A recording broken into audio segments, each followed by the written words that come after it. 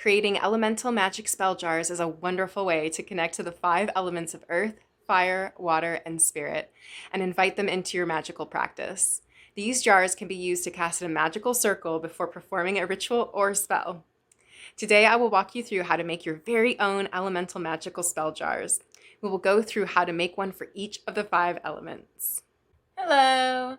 My name is Rebecca Phoenix, and I am a magical teacher for Simple Mystic Miracles. Thank you for joining me in this tutorial today.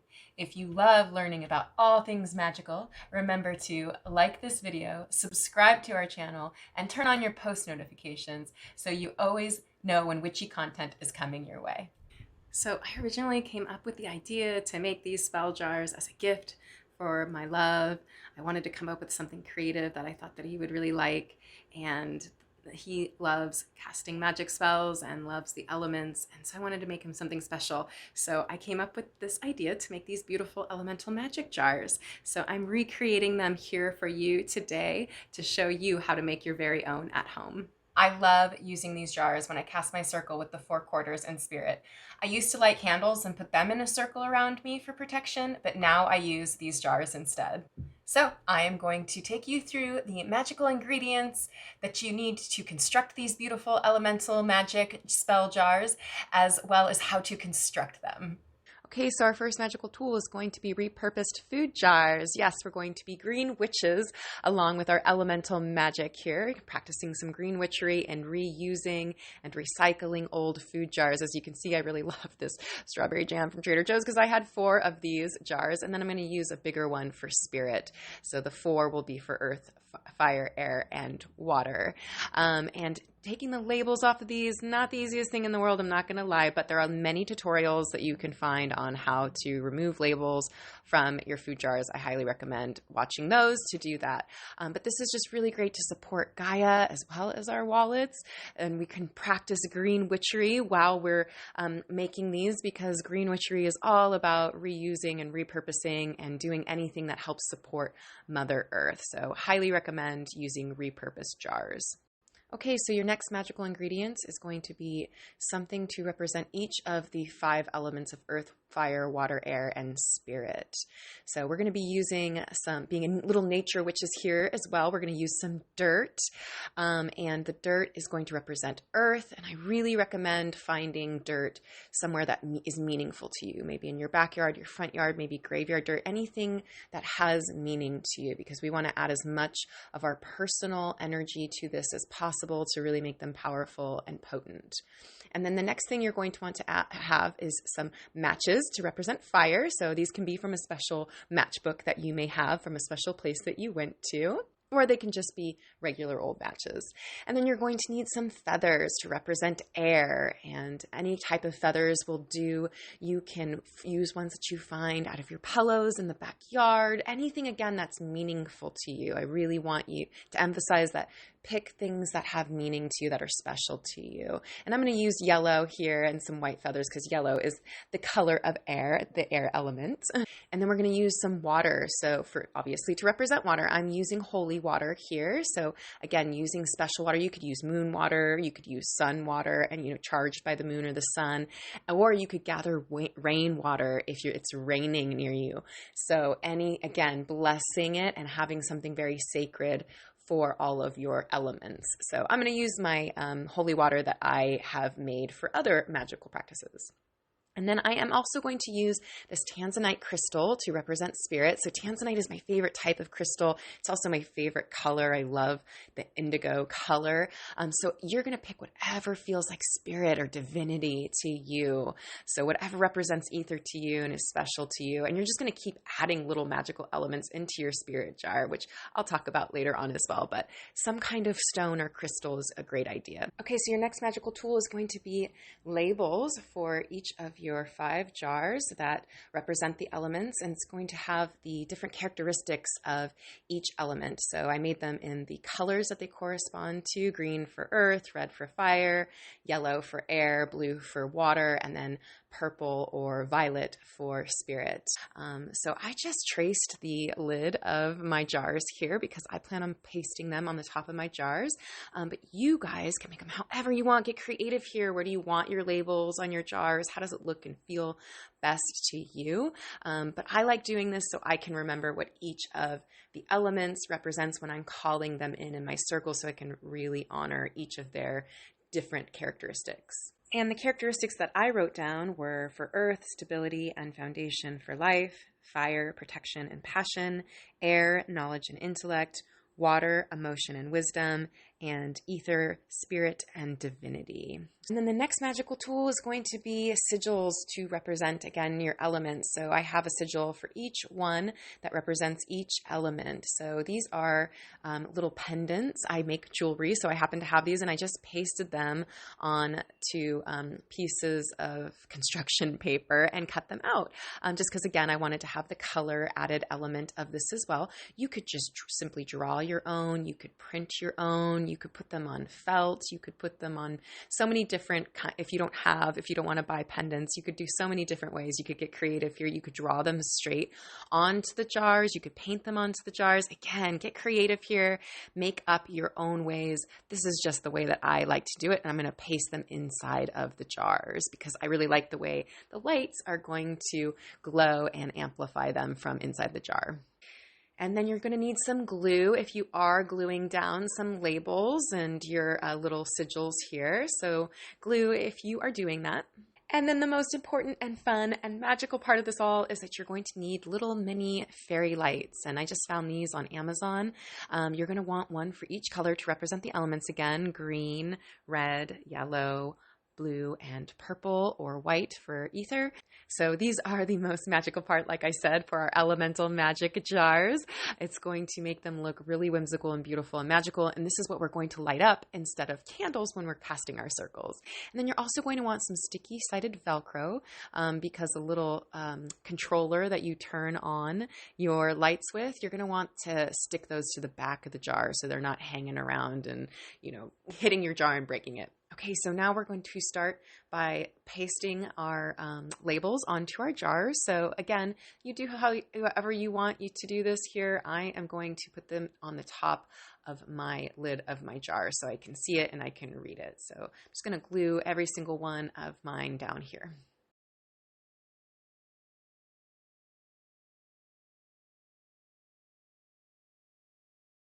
Okay, so once you're done with whatever you did with your labels, we are going to now put our sigils into our jars. So I am going to show you here, I'm going to put my jar on the side. If you're doing it on the inside of the jar, this is the easiest way to paste it down. Put it on its side and slide it in there so that you can glue it. And it's going to take a little while, I'm not going to lie, to get those to glue down. If you did do little like silver pendants with the construction paper, you have to get it kind of tacky. So it takes a while. You got to hold it down for a while to get it to really stick in there. But I promise you it will stick and it will stay. I am using like a craft glue that dries clear. So it's also really important. You're going to want it to dry clear. But it's just going to take some time, or you did it however you wanted to do. Maybe this is the part where you're going to be drawing your sigils or printing your sigils. I highly recommend you have a piece of little wet paper towel here so you can wipe the glue off of your jars. I just spent forever getting glue off my jars, so I really wanted to make sure that my jars were as glue-free as possible.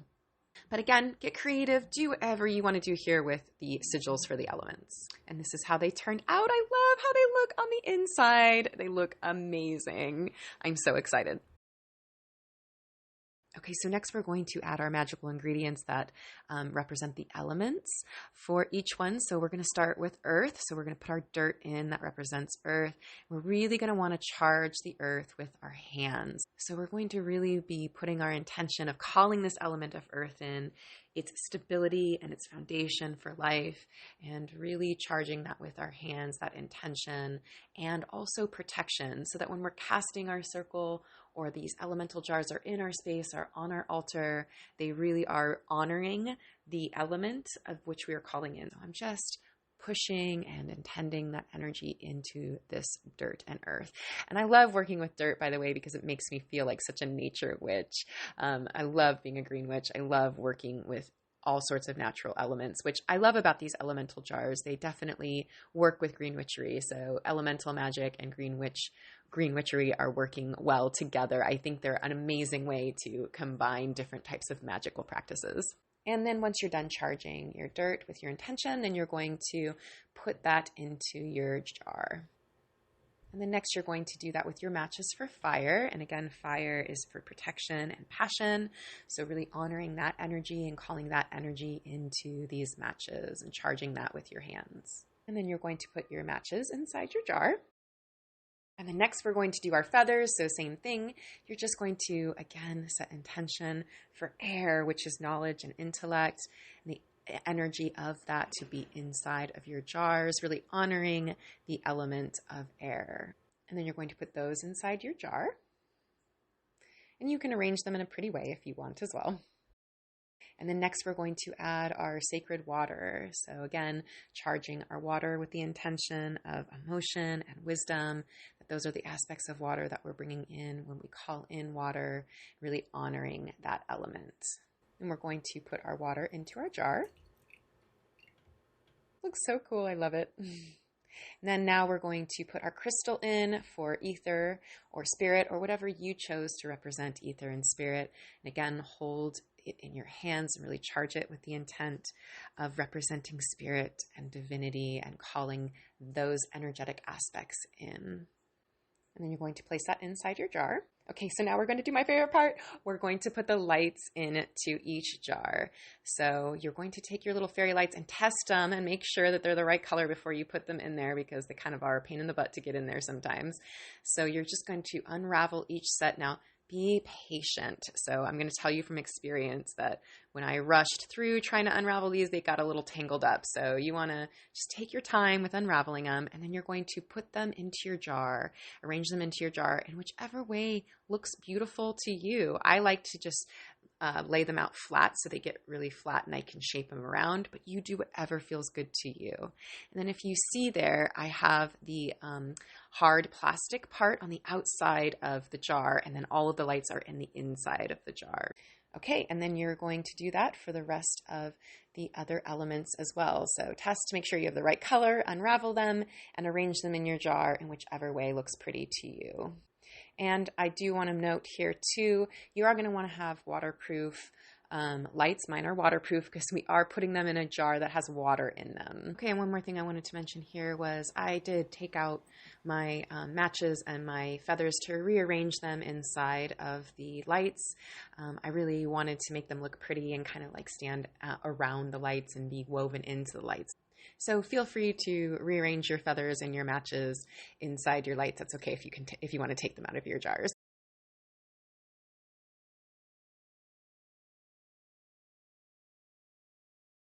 And then once you're done putting your lights in your jar, we're going to do our Velcro. So I like putting it one piece on the back of the controller first so that I can measure out where it is in the center there and how long I need it. So then you can just cut off whatever excess Velcro that you don't need if you have any excess Velcro. And of course, save that for another project if you do have a little extra piece. But again, we want to be green witches here. And then we're also going to then take the other side of the Velcro and put it onto the place that we just pasted down just to make sure it's even. And then we are going to peel that off and place that carefully onto our jar and just really push it on there, making sure that you really have it on the back there. And I put it behind where my little element symbol was, just because then this little symbol kind of hid the little remote sort of. And then I kind of have a front and back for my jars as well. So you're going to do that with each of your jars, putting on your sticky sided Velcro. And there you go. That's the last one.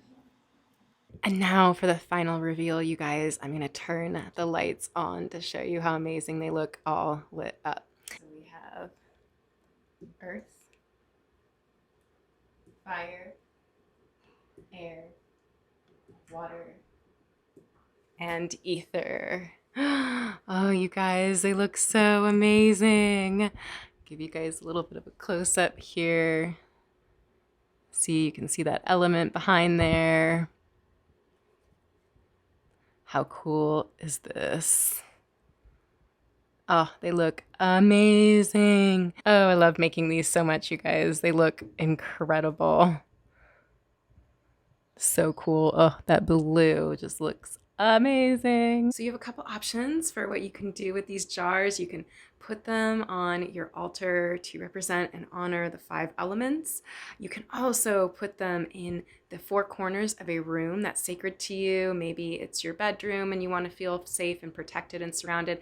Maybe it's a room where you do all of your spell work. You want to put one in each corner of the room in the direction of which it is representing, the north, south, east, and west. And then you would put spirit in the center of the room somewhere. And this is going to invite the elements to be in that space. So those are a couple different ideas for how you can use these jars, and of course also use them to cast your circle with. So when you are casting a circle and calling the quarters, if you like to light candles and put them around in a circle around you, you can use these instead to honor and represent the 4 quarters and create a protective magical circle around you and light them like you would a candle. So there you guys have it, your elemental spell jars. I hope you had such an amazing time making and crafting these with me. To learn more fun magical crafts, as well as many other magical goodies and wisdom, check out our blog linked below, as well as many other ways to connect. And remember to subscribe to our magical channel and like this video if you want to see more witchy content from us. Blessed be.